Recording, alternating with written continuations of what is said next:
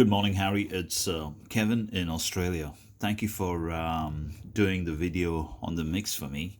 I kind of got it right, but I still have a question if you could help me. So I'm using this for a radio control excavator that uses hydraulics. Here is the excavator. The tracks are hydraulically driven on this particular machine, right?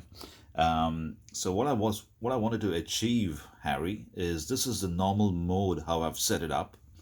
So I've used this for use this for a hydraulic pump, which uses a speed controller for the hydraulic pump.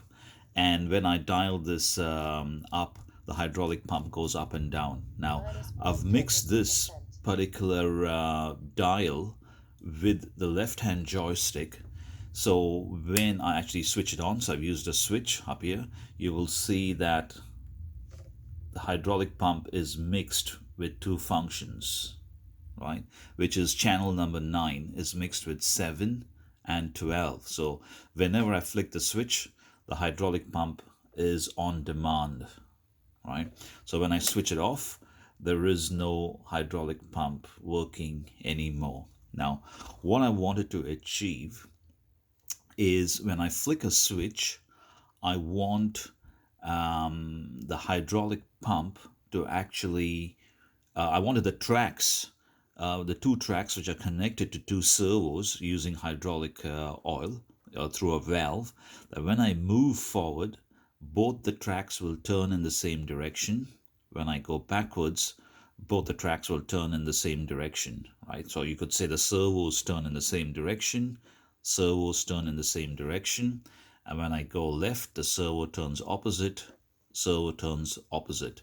And when I flick a switch, it comes back to normal. Now, this is what I have kind of achieved.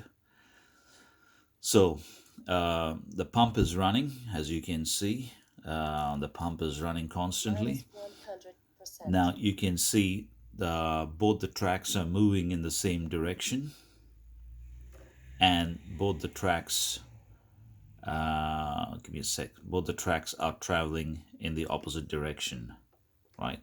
But you can also see that number 12, which is the function for the stick or the boom, and number 7, which is the slew, is also activating, and I don't want that to activate.